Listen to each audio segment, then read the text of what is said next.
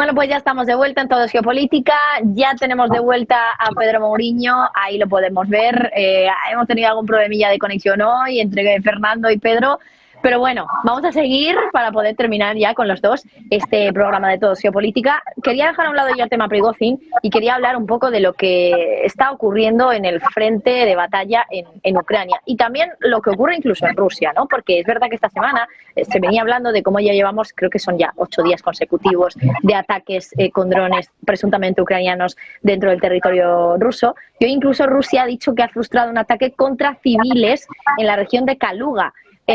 Pedro, voy a ir primero contigo por si acaso tenemos algún problemilla más de conexión para que puedas bueno, pues hablar sobre este tema. ¿Qué te parece todos esos ataques de drones que hemos tenido estos días? Borrell esta semana incluso parecía que justificándolos, diciendo que simplemente Ucrania estaba golpeando el lugar desde donde se le ataca. ¿Cómo lo ves?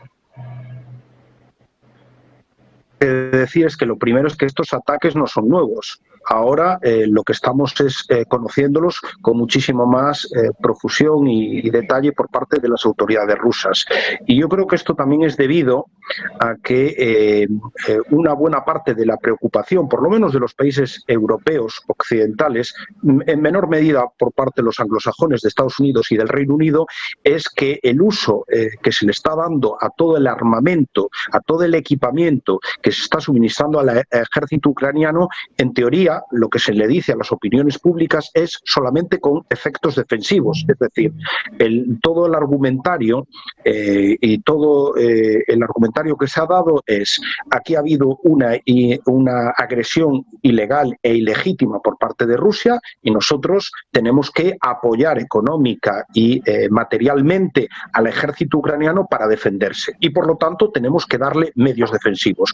¿Qué pasa? Que cada vez más esos medios defensivos son utilizados, no ya ahora, sino desde hace meses, por parte de Ucrania, no solamente para defenderse, sino para atacar en territorio ruso.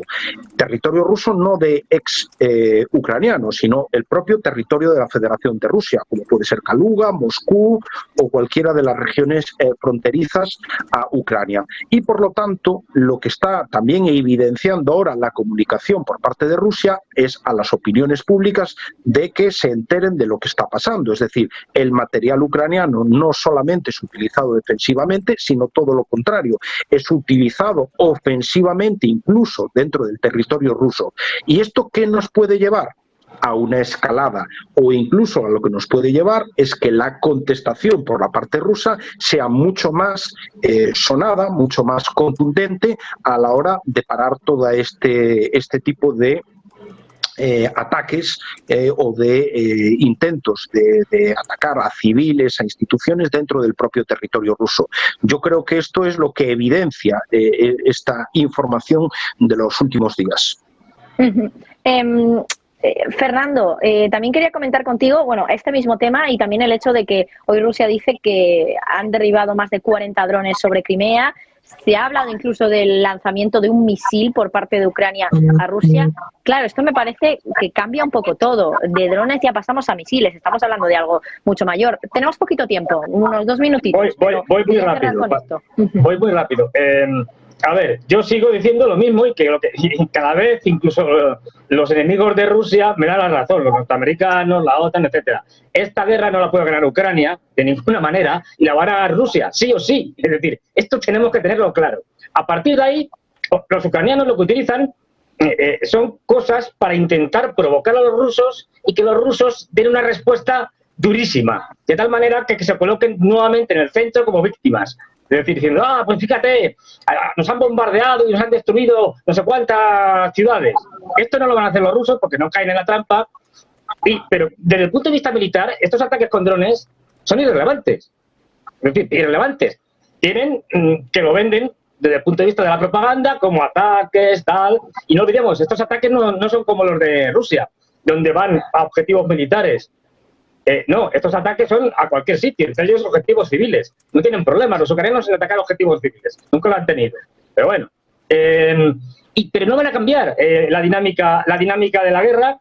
La guerra ahora mismo está en una posición Rusia muy cómoda porque está en una posición donde ha fracasado completamente la ofensiva ucraniana de primavera-verano, y ahora ellos tienen una situación en la que les va a llegar el otoño con los barrizales y tal, con lo cual se pueden reforzar, y yo no descartaría, yo lo que vengo defendiendo, que lo próximo que veamos ya en el invierno o el año que viene es una ofensiva rusa que termine de acabar con el ejército ucraniano, y será un regalo estupendo para Biden o el candidato demócrata de turno.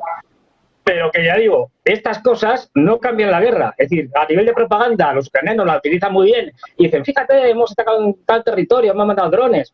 Bueno, sí, pero es irrelevante, es irrelevante. Fíjate lo que han avanzado en Zaporilla.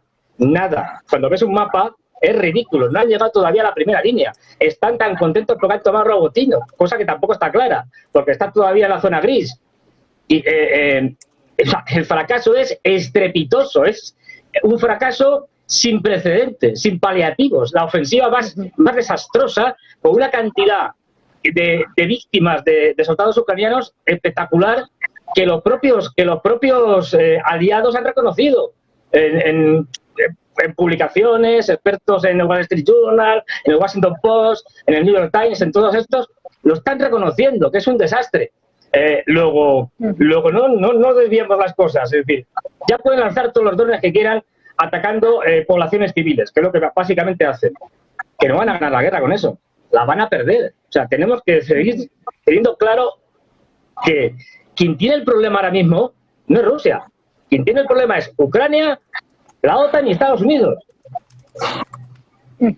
Fernando Moragón, como siempre, muchísimas gracias, todo un placer tenerte. Pedro Mouriño también, muchísimas gracias a los dos.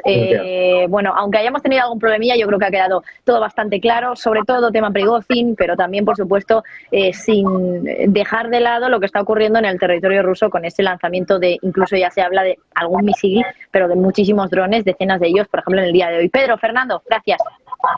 Gracias a ti. Un placer, un gusto. Bueno, y nosotros ya nos despedimos, hacemos una mini pausa y enseguida volvemos aquí con Sergio Fernández con más información de última hora, noticias, información, análisis, como siempre aquí en Negocios Televisión.